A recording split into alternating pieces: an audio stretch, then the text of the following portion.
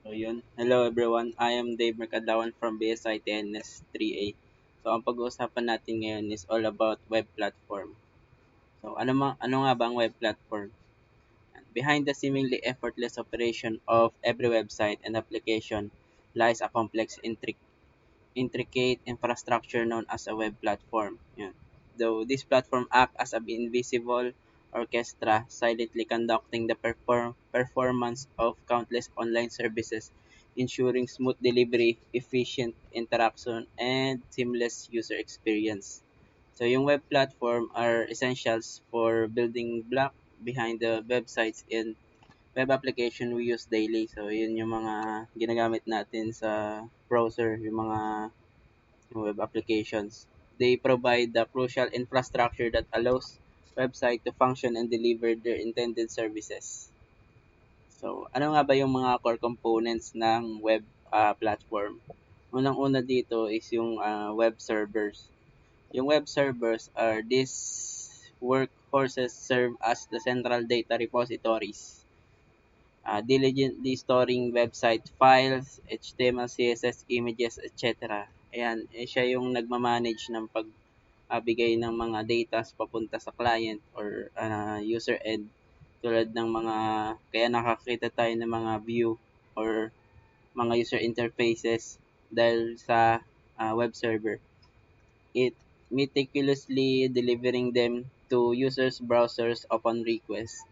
Imagine them as digital librarians. So yun, safeguarding, parang librarian sila na nagsi-safeguard vast yung pinaprotektahan nila yung vast collection of information or website files na mga needed to render web application or website and readily handing them over to the patrons or users whenever needed. Every request ng user.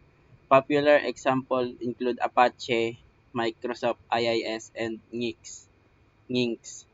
So ito yung example ng yung pinaka-concept ng web server. Yan, ito yung sa user na kapag kailangan niya nag-access siya ng website, yan, mapupunta sa internet, then dun sa specific uh, web server na doon nakalagay yung files or necessary documents uh, na kailangan ng website na yun.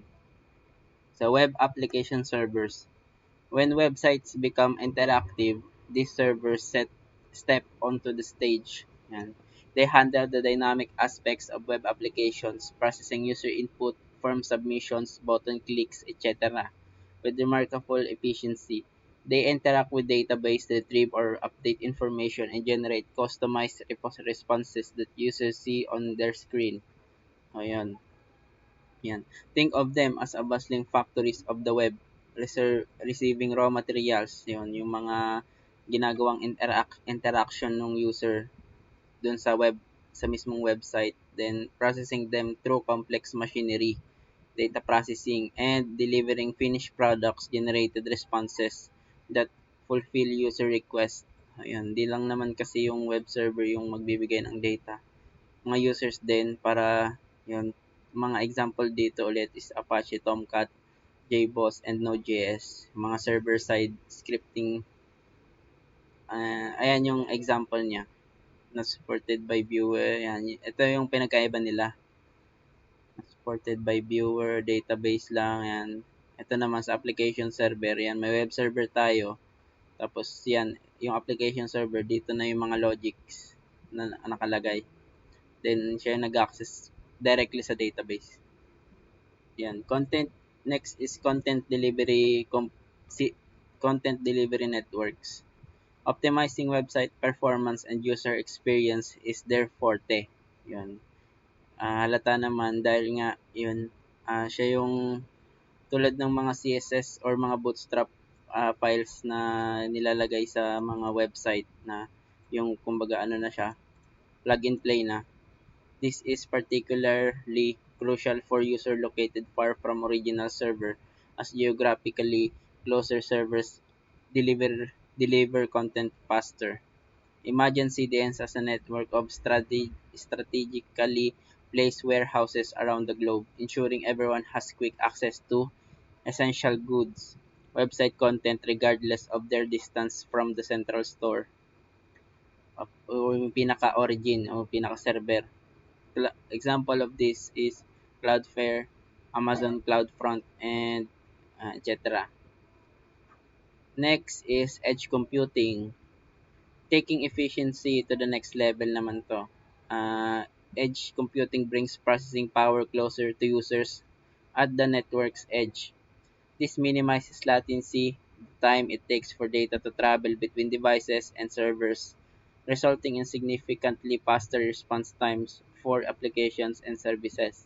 Think of it as establishing local processing centers in various city districts. Yan. These centers handle smaller tasks and requests efficiently, like neighborhood grocery stores fulfilling daily needs, eliminating the need for users to travel long distances. Yun. Parang nilalapit lang yung mga resources sa users para hindi gaanong katagal yung loading ng isang website. Yan, ayun yung pinaka-concept niya. So, example of this is AWS Lambda, Azure Functions, and Google Cloud Functions are mga examples sa edge computing. So, yun lang for web platform.